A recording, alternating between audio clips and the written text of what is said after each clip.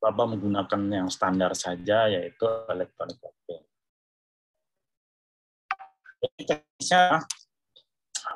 Teknisnya itu seperti ini harusnya. Bapak contohkan ya. Ini yang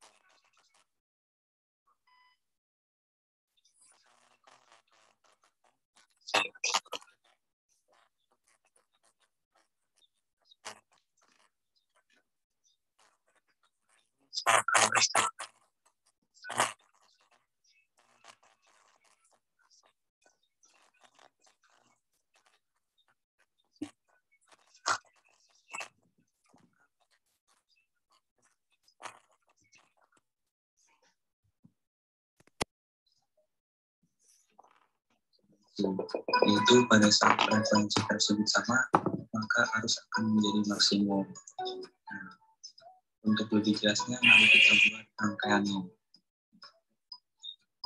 Di sini yang kita perlukan pertama itu resistor, terus induktor, dan kapasitor.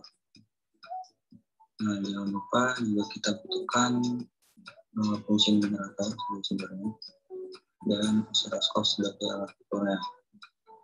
Nah, jika sudah seperti ini, maka kita sambungkan setiap komponennya. Ya, teman-teman juga butuh yang namanya grounding. Nah,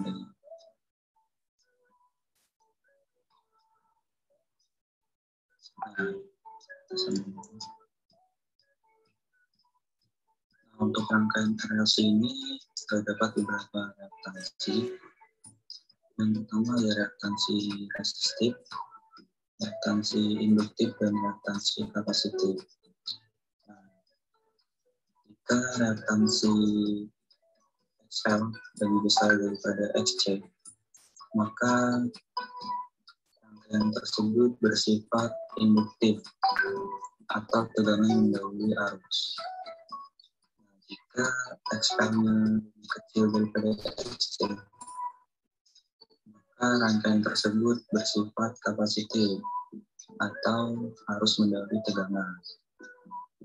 Nah,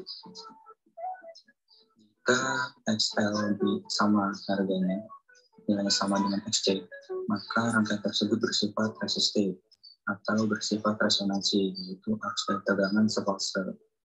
Itu.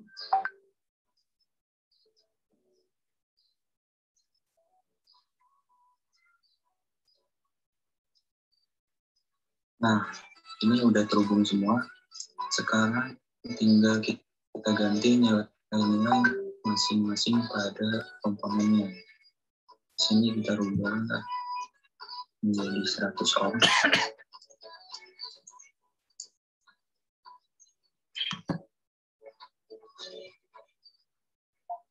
Terus untuk induktornya kita rubah menjadi 120 mikrohenry.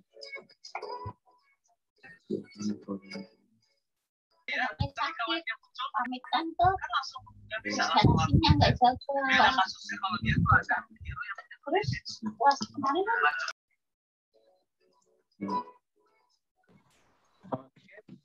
Nah, sekarang kita rubah fungsi generator.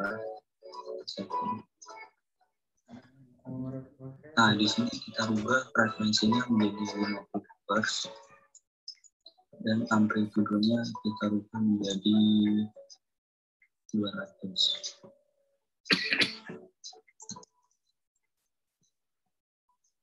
Nah, setelah men-setting fungsi generatornya, sekarang kita akan men-setting osiloskopnya. Nah, sekarang untuk jelasnya kita running terlebih dahulu. Nah, di sini terlihat gelombangnya kurang jelas ya. Nah, sekarang kita setting time base-nya menjadi 1 milisecond per detik.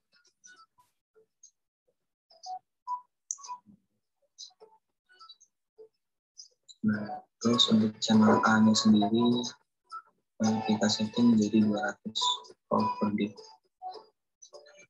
Dan untuk channel B-nya sendiri sama kita setting menjadi 200 volt per dia.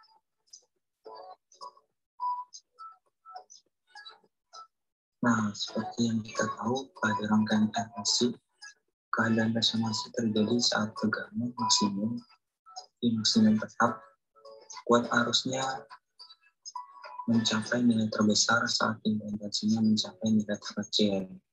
Nah, resonansi dapat terjadi jika impedansi mencapai nilai terkecil, sama dengan hambatan resistif atau impedansi sama dengan hambatannya. Nah, dan kita tahu bahwa untuk mencari reaktansi induktif yaitu sebesar omega dikali L, dan untuk mencari reaktansi positif yaitu 1 per omega dikali C. Sekian penjelasan kali ini. Jika teman-teman sulit atau merasa kurang paham, tolong tulis di kolom komentar dan coba saya akan bantu. Terima kasih. Wassalamualaikum warahmatullahi wabarakatuh.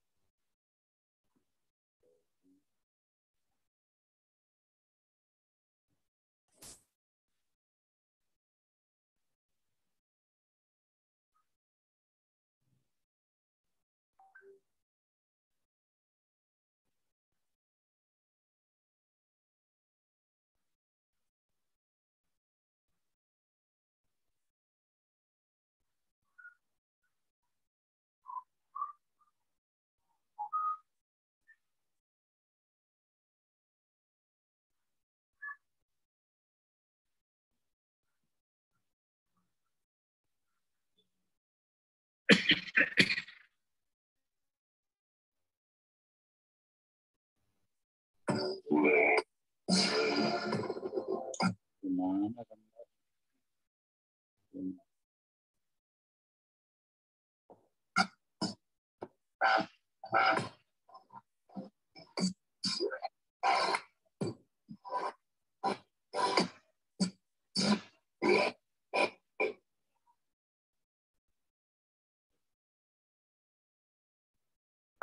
Assalamualaikum warahmatullahi wabarakatuh. Nah, saya Robert Pengadu pun mahasiswa pendidikan teknik universitas. Kita cari yang bagusan videonya. Depan.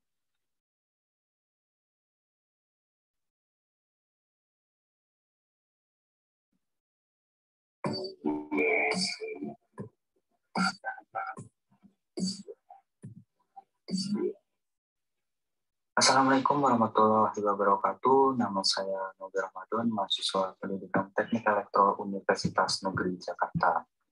Di kesempatan kali ini saya akan menjelaskan atau mensimulasikan teorema superposisi, yang mana teorema superposisi ini digunakan untuk menganalisa suatu rangkaian yang terdiri dari beberapa sumber tegangan dan tekanan. Teorema superposisi ini memudahkan kita untuk mencari arus cabang dengan menganggap sumber bekerja satu persatu. Nah, untuk selanjutnya kita simak video simulasinya. Nah, teman-teman, pertama-tama kita akan membuat rangkaian awalnya terlebih dahulu. Kita membutuhkan resistor.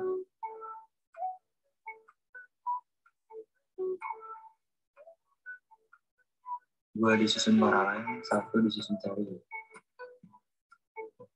Nah, karena nantinya kita akan mencari arus, kita butuh yang namanya ampermeter.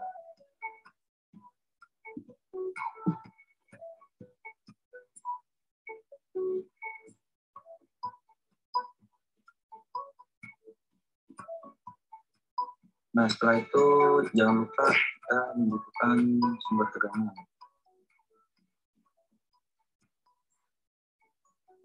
Nah, jika sudah terkumpul semua komponennya, kita hubungkan masing-masing komponennya.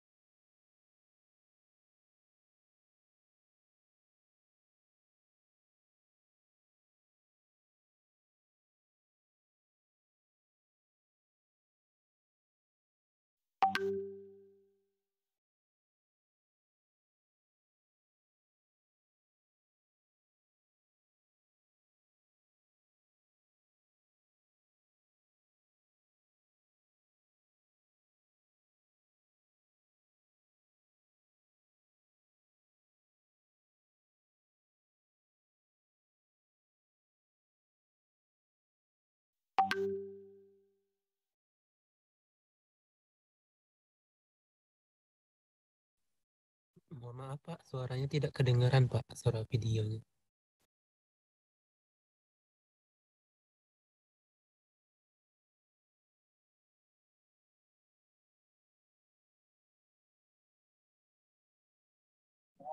Ini kurang jelas, saya cari yang jelas.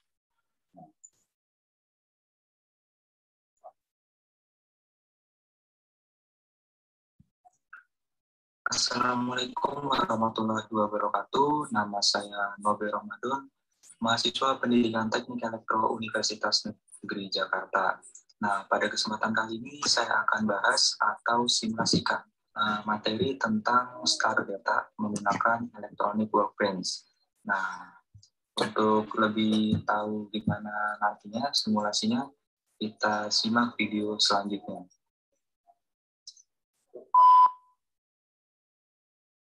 Ya teman-teman, pertama-tama kita akan buat rangkaian awalnya terlebih dahulu, yaitu rangkaian delta atau segitiga.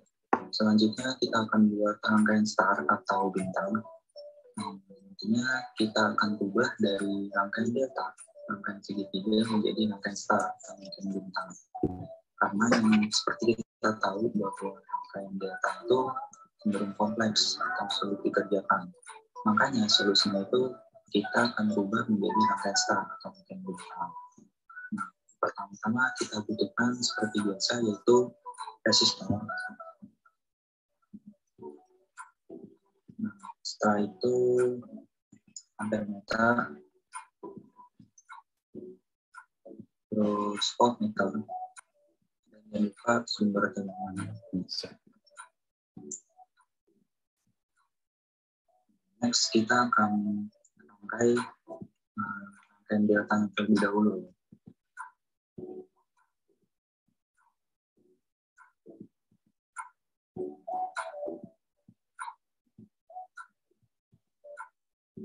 A few moments later.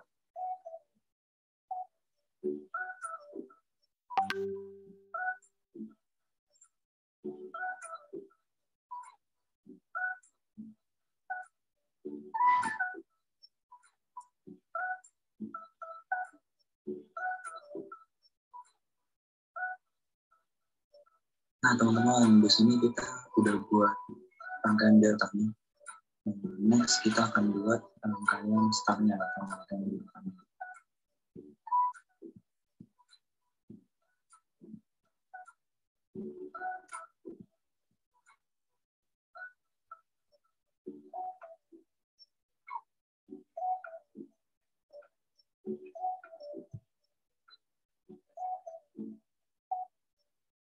Two hours later.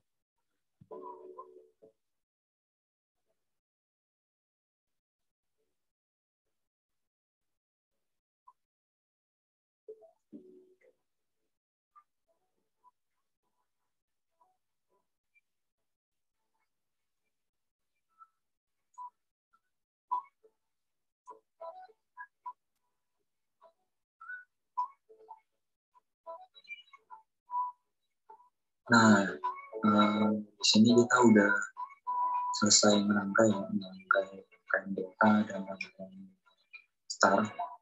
Di kiri sini ada rangkaian delta, di kanan sini rangkaian star. Jadi pertama itu kita akan fokus ke rangkaian deltanya terlebih dahulu. Nah untuk rangkaian deltanya sendiri kita akan mencari ini 50 RA, RB dan RC. Nah di sini kebetulan resistornya sama, R2, R3, R4 nilainya itu sama 150 ohm. Nah yang mana akan berpengaruh ke rangkaian starnya. Jadi rangkaian starnya ini RA, RB, RC-nya ini sama karena nilai dari deltanya pun sama gitu. Gimana sih cara dapetin RA 50 ohm, RB 50 ohm, dan RC 50 ohm? Nah untuk rumusnya itu pakai delta to star. Untuk RA sendiri rumusnya itu R2 dikali R3 per R2 ditambah R3 ditambah R4. jadi pengapitnya. Kalau RA di sini pengapitnya ya berarti R2 dengan R3 gitu. Nah, untuk mencari RB itu sama, R2 dikali R4 per R2 ditambah R3 ditambah R4. Nah, pengapitnya RB ini kan R2 dengan R4, jadi R2 dengan R4. Nah, begitu pun dengan RC juga. Untuk mencari RC itu R3 dikali R4 per R2 ditambah R3 ditambah R4. Nah, nanti ketemu hasil 50 ohm, 10 ohm, 10 ohm. Nah, sampai sini rangkaian deltanya kelar. Kita fokus ke rangkaian starnya, rangkaian deltanya. Nah, kita di sini akan mencari tahanan sarinya, dan sarinya di belakang. Nah, tahanan sari pertama S1. S1 itu yaitu ada 470 ditambah 50 ohm, karena rumus rangkaian sari kan ditambah. S1 ditambah RA 470 ditambah 50. Ketemu hasil 520. Nah, selanjutnya kita cari RS2. RS2 sendiri yaitu RB dengan R5. Nah, sama, ditambah 470 ditambah 50, hasilnya 520. Nah, untuk RS3 sendiri, tahanan sari ketiga yaitu RC dengan R6, yaitu 50 ditambah 56, hasilnya 106 ohm. Nah, udah ketemu tahanan serinya, lanjut ke tahanan paralelnya. Nah, untuk tahanan paralelnya sendiri di sini ada RS2 yang tadi kita sudah cari, dan ada RS3. Nah, caranya yaitu RS2 dikali RS3 per RS2 ditambah RS3. Nanti hasil akhirnya ketemu 68,5 ohm. Itu belum kelar, nantinya akan ditambah dengan RS1. Itu 88,5 ditambah 520 ohm. Sama dengan 608,5 ohm. Gitu. Nah, untuk lebih jelasnya saya rangkum dulu dan teman-teman bisa lihat. Nah, setelah tadi kita mencari R totalnya ketemu 608,5 ohm. Selanjutnya kita mencari I total 42,23 mA. Itu caranya gimana? Yaitu caranya dengan tegang ohm dibagi dengan R total 50 dibagi dengan 608,5 ohm, ketemu hasil 82,23 mA. Nah, sebenarnya sampai sini sudah kelar. Karena kebanyakan soal itu namanya IR5 dengan IR6, kita bahas tadi cara nyari IR5 dan IR6. Nah, cara nyari arus pada R5 ini gimana? Caranya itu dengan RS3 per RS2 ditambah RS3 gitu. Ulangin, untuk mencari arus pada R5 yaitu dengan cara RS3 per RS2 ditambah RS3 dikali I total tadi, hasil 13,92 mA. Nah, sedangkan untuk mencari arus pada R6 caranya yaitu kebalikannya. Kita gunain RS2 per RS2 ditambah RS3, nanti ketemu hasil 68,31 mA. Nah, sampai sini sudah kelar simulasi rangkaian star deltanya. Nah, biarkan teman-teman ngerti dan paham. Gak cuma ngerti sama paham juga nih, teman-teman biarkan juga bisa ngajarin teman-teman yang kurang paham. Pesannya yaitu untuk rangkaian ini kepada teman-teman. Kalau teman-teman ngapalin rumus itu bakal susah banget. Yang penting teman-teman tahu konsepnya, itu lebih gampang, jauh lebih gampang. Kayak tadi untuk menjadi RA itu kita pakai apikan tahanan akut 1, 2, itu jauh lebih gampang dibanding teman-teman ngapalin rumus, itu bakalan gampang. Sekian dulu dari saya, ngobrol-ngobrol. Kurang lebihnya mohon maaf. Terima kasih. Wassalamualaikum warahmatullahi wabarakatuh.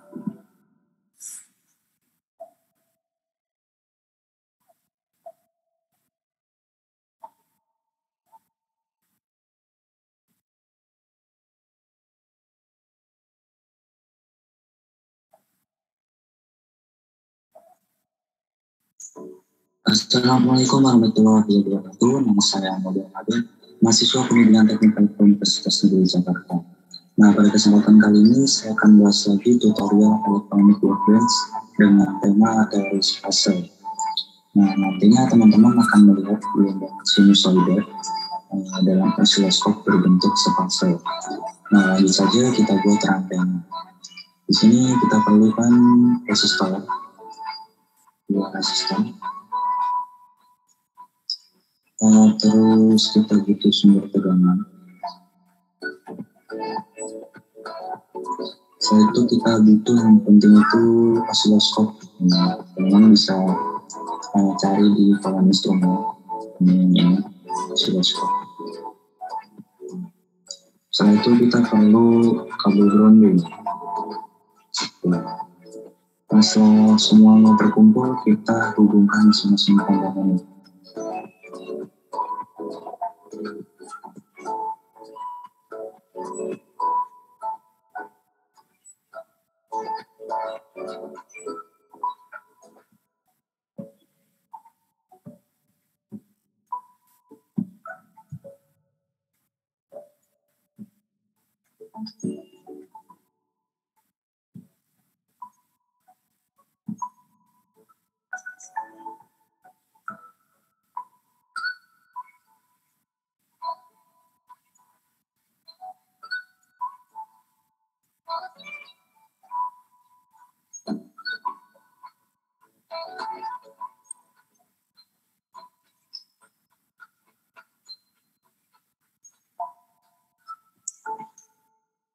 Nah, di sini kita udah hubungkan semua komponennya. Setelah itu kita ubah nilai semua komponen. Di sini kita ubah menjadi 470. Ada satunya. Dan untuk R2-nya 150.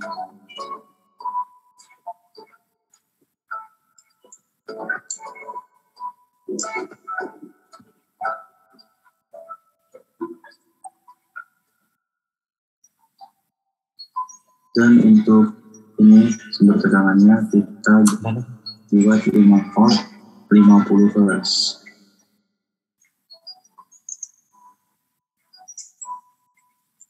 Nah, setelah itu kita klik osiloskopnya untuk melihat gelombangnya.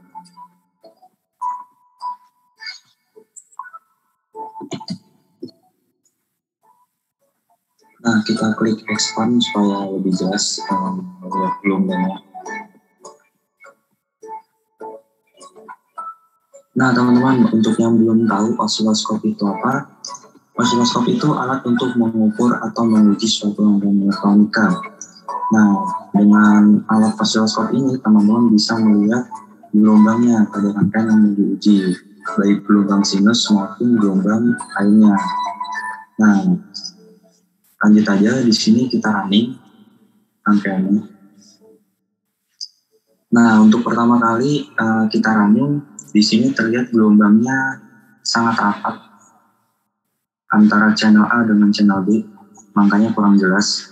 Nah, gimana caranya merubah channel A, channel B ini biar nggak rapat? Di sini kita rubah nilai time base-nya. Nah, time base itu apa? Time base itu untuk memilih skala besaran waktu dari suatu periode atau per 1 kotak sentimeter dari layar osiloskop. Nah, semakin dia rendah, semakin dia renggang gelombang antara channel A dengan channel B. Nah, di sini kita contohkan saja. Nah, 0,20, 0,10, 0,05 semakin renggang, 0,02. Kita rubah di sini 0,01 saja ya. Ini 12. Nah, setelah itu kita rubah biar jelas channel A, channel B. Di sini kan channel B-nya itu sangat rendah ya. Di sini kita rubah menjadi dua volt gitu channel B-nya. Nah, kita pause dulu supaya jelas.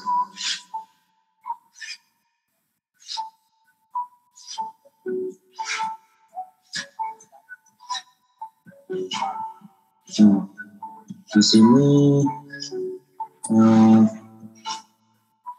kalian uji channelnya masing-masing. Mulai dari channel B, di sini kita fokuskan dulu atau kita set ke 0. Nah, jadi yang kelihatan channel A. Nah, ini gelombang sinus dari channel A. Nah, selanjutnya kita cek gelombang sinus dari B. Fokus dulu. Yang channel A kita set ke 0, yang channel B kita set ke AC. Nah, ini untuk gelombang daripada channel B. Nah, untuk melihat gelombang sepasangnya, teman-teman bisa set channel A dan channel B ini ke AC, keduanya ke AC. Ini ya, ini udah terlihat channel A dan channel B kalau di set ke AC. Nah,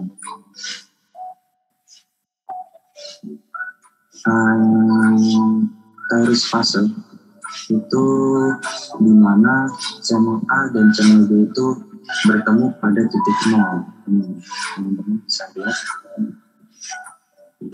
pertemuan antara channel A dengan channel B pada titik 0. Inilah yang dinamakan sefase. Nah, sampai sini sudah kelar rangkaiannya. Nah, gimana teman-teman penjelasan tadi?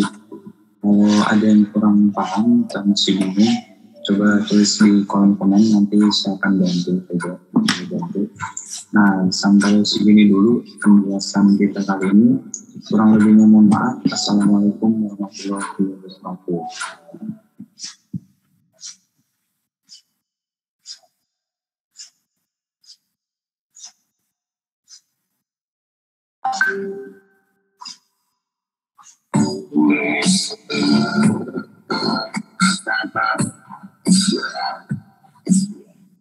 Assalamualaikum warahmatullahi wabarakatuh. Nama saya Nobel Ramadan, mahasiswa pendidikan teknik elektro 2019 Universitas. Nah, pada kesempatan kali ini saya akan bahas tentang teori beda fase. Teori beda fase itu apa sih? Beda fase itu suatu rangkaian yang terdiri dari resistor, kapasitor, dan induktor dihubungkan seri yang jika diberi tegangan input bolak-balik, maka sudut fase output dan inputnya akan berbeda satu sama lain. Nah, untuk lebih jelasnya, mari kita rangkaiannya. Nah, yang pertama kita akan buat rangkaian RC, rangkaian resistor kapasitor. Yang kita butuhkan di sini adalah tegangan bolak-balik C. Yang kedua kita butuh resistor. Dan kita butuh kapasitor. Jangan lupa kita juga butuh osiloskop. Dan kita butuh juga grounding. Nah, setelah itu kita butuh masing-masing komponen.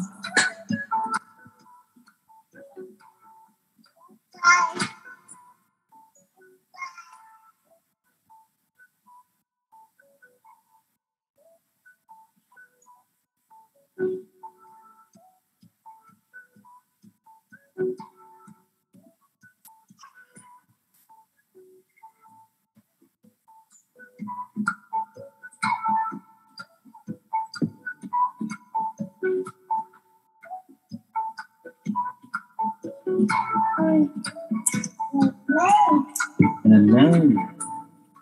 setelah dihubungkan masing-masing komponennya, kita akan ubah masing-masing nilainya.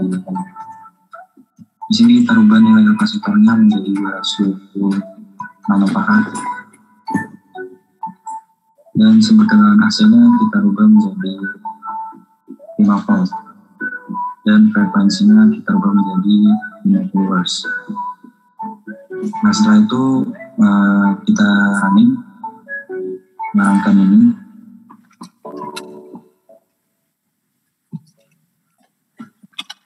Nah, setelah kita running, di sini terlihat gelombangnya kurang jelas. Supaya jelas, kita perlu melakukan setting pada time base. Kita ubah menjadi 0,01 S per PV. Dan untuk channel A-nya sendiri, kita ubah menjadi 200 meter per detik. Nah, terlihat di sini tiga fase. Seperti ini supaya kalian bisa lihat. Nah, di sini yang dikatakan beda fase itu apa? Yang dikatakan beda fase itu dua gelombang ini tidak saling bertemu pada titik nol yang sama. Jadi, itu yang dinamakan beda fase. Next kita akan buat rangkaian RO. Kita buat rangkaian dengan resistor induktor. Di sini kita ganti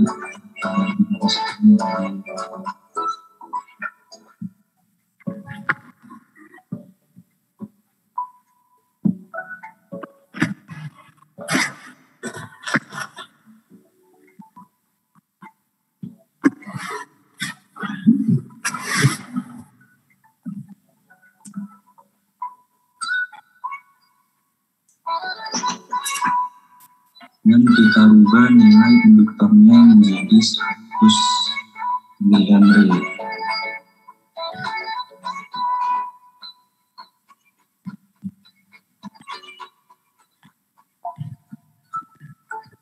Nah, setelah itu kita running.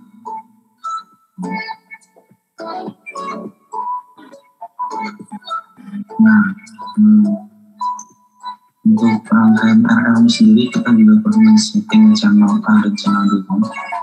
Sini kita setting channel A-nya menjadi 5 volt per bit dan channel B-nya menjadi 100 mV per bit.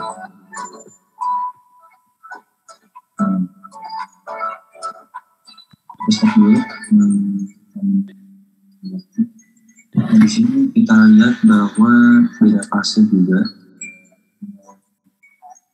Dinamakan beda fase yaitu dua gelombang ini tidak saling bertemu pada titik nol yang sama.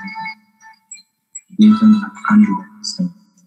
Nah, untuk materi beda fase ini untuk sampai di sini. Kurang lebih mohon maaf jika ada yang bingung atau kurang paham, teman-teman bisa tulis di kolom komentar, nanti bisa saya bantu. Assalamualaikum warahmatullahi wabarakatuh.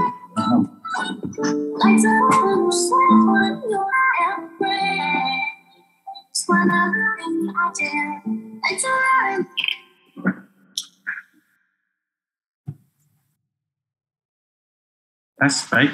Ya, benar. Tempat cas dulu baterainya habis.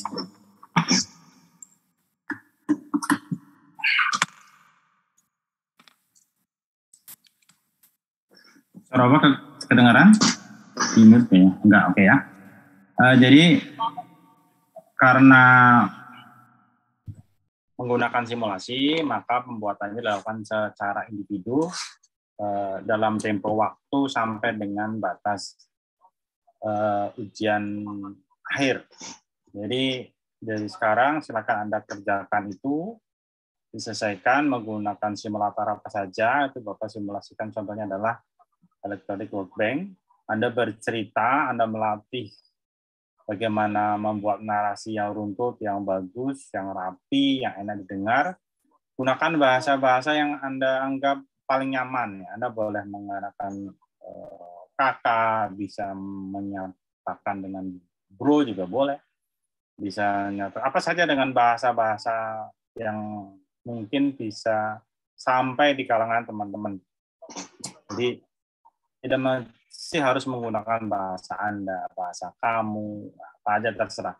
Tapi yang sopan tapi lebih pas untuk kalangan Anda sendiri. Nanti video ini harus dikumpulkan dalam bentuk soft copy, dikumpulkan ke ketua koordinator ya, PJ kelas ya. Dari PJ kelas, lalu dikumpulkan ke koordinator PJ, baru dikasih ke Bapak dalam bentuk grafis. Jadi tidak dikumpulkan, tidak di email, tidak di drive, karena itu akan memenuhi drive. Jadi masing-masing dari Anda membuat sendiri, silakan berkreativitas. Kalau saya lihat tadi, tidak ada background-nya, sebagian ada, sebagian tidak ada. Terus slide, antar slide juga tidak ada, jadi antara dia prolog dengan simulasi juga tidak ada. Anda bisa tambahkan, terus bisa saja antar video satu dan video lain dengan background yang berbeda, dengan tambahan suara-suara yang lebih menarik.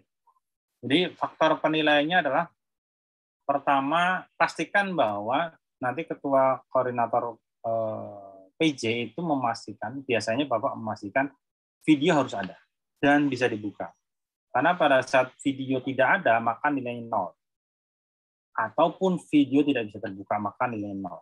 Jadi kalau Anda misalkan yang masuk itu range nilainya antara 70 sampai 86, ya, maka kalau Anda tidak mengumpulkan salah satu saja, salah satu job sheet saja, maka 0. Gitu. Bisa dipastikan bahwa biasanya mahasiswa akan merasa menyesal di akhir semester pada saat dia mendapati bahwa ada salah satu video yang tidak bisa dibuka. Jadi sebelum dikumpulkan ke Bapak, tolong pastikan dibuka dulu dan bisa. Dibuka dulu dan bisa videonya bisa beroperasi. Tapi kalau Bapak buka terus tidak ada atau cacat, maka terpaksa Bapak kasih 0. Apalagi misalkan Anda nggak ngumpulin gitu ya, paling juga pemasuk nggak ngecek ya, silakan. Kalau itu terjadi pada saat nanti Bapak cek tidak ada, ya Bapak 0. Biasanya Bapak selalu memastikan koordinator PJ, tolong pastikan semua video, semua mahasiswa mengumpulkan dan semua video ada. Ya, nah sampai dengan batas akhir semester, karena sudah memulai minggu depan, sudah mulai UTS kita, UTS UAS pada minggu terakhir, paling nanti malam Bapak coba lagi ya untuk yang teman-teman gagal UTS. Ini yang perlu dicari solusinya. Ini sudah jam, nanti kalau ada waktu hari sekarang kita coba cari solusinya apa. Kita sudah pernah mencoba tapi juga gagal. Gagalnya ada di mana? Apakah dari emailnya? Apakah dari settingannya? Kalau dari settingannya harusnya semua tidak bisa. Tapi ternyata sebagian besar bisa, tapi sebagian kecil tidak bisa. Apakah emailnya, ataukah email antara Quizizz dengan email Google Classroom berbeda? Atau bagaimana? Itu sampai dengan saat ini pun selalu saja pada saat ujian itu selalu ada 5-10 orang. Biasanya cuma 5 orang yang kira-kira nggak berhasil.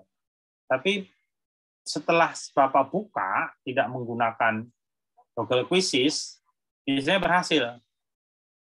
Tapi nanti kita bicara lagi. Harusnya tanpa harus menggunakan Quizizz, tidak nge-link, harusnya berhasil. Tapi nggak tahu kalau nggak berhasil, berada di mana. Ya, biasanya cuman kalau bedanya adalah Quizizz dengan Google Classroom, maka nilai Quizizz itu tersimpan di Google Classroom. Jadi Bapak tidak perlu langsung input.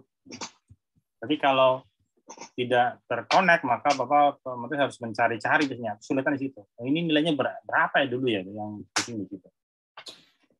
Oke ya, sampai sini Jadi silakan Anda mengerjakan, sistemnya adalah dikerjakan secara mandiri minggu depan dan seterusnya sampai jadwal UAS keluar.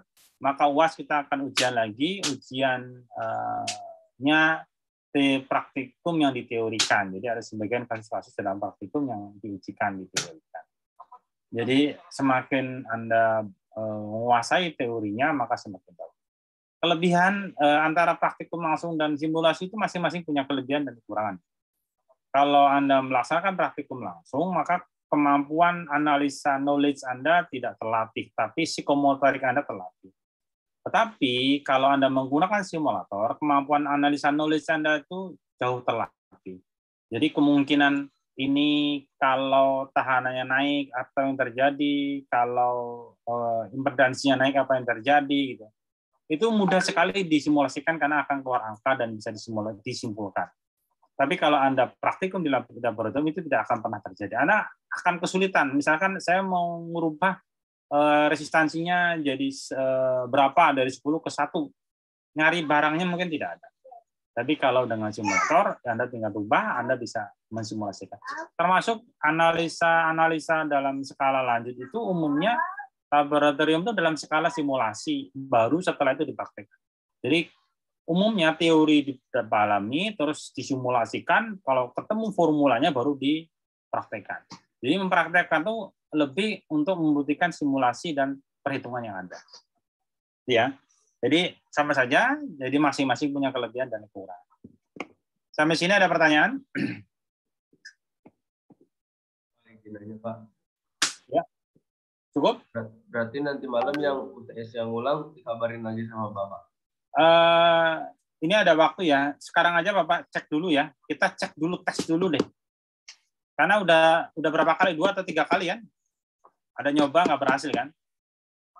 Masalahnya di mana? Nanti setelah ini silakan bagi yang sudah UTS silakan keluar dari Zoom. Yang belum UTS coba kita cari sama-sama masalahnya di mana.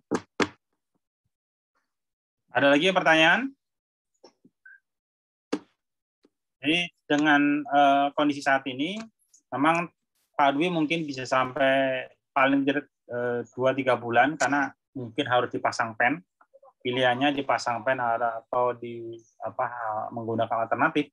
Informasi terakhir bahwa itu kakinya patah dan harus beda kalau tangan patah masih bisa jalan, tapi kalau kaki patah itu nggak bisa kemana-mana, itu yang repot. Yang nanti kita pikirkan untuk semester depan berarti. Jadi belakangan ini berarti akhir semester ini lah, moga-moga cepat selesai. Kemarin sih informasi awalnya itu cuma terkilir, tapi ternyata berubah jadi retak dan terakhir katanya patah dan harus dikasih scan. Oke, ada lagi pertanyaan? Silakan dibuat sebagus mungkin, itu akan mempengaruhi nilai Anda. Anda bisa saja dilakukan secara berkelompok, tetapi video itu harus saja Anda sendiri. Ya. Lebih bagus, lebih menarik, suaranya jernih, dan videonya tadi ada yang putus-putus juga ya, itu akan mempengaruhi nilai daripada praktikum. Oke, cukup? Kalau cukup silakan Anda open cam dan screenshot dan kirim ke WhatsApp grup sesuai kode sesi masing-masing.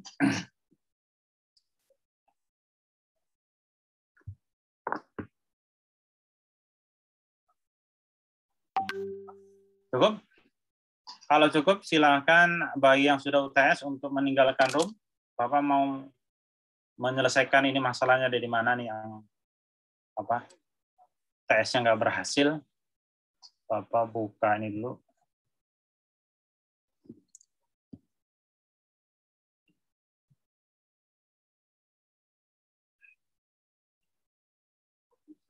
Yang sudah UTS silakan meninggalkan ruang ya. Ya Pak, makasih Pak. Oke. Terima Terima kasih Pak. kasih Pak. Sama-sama.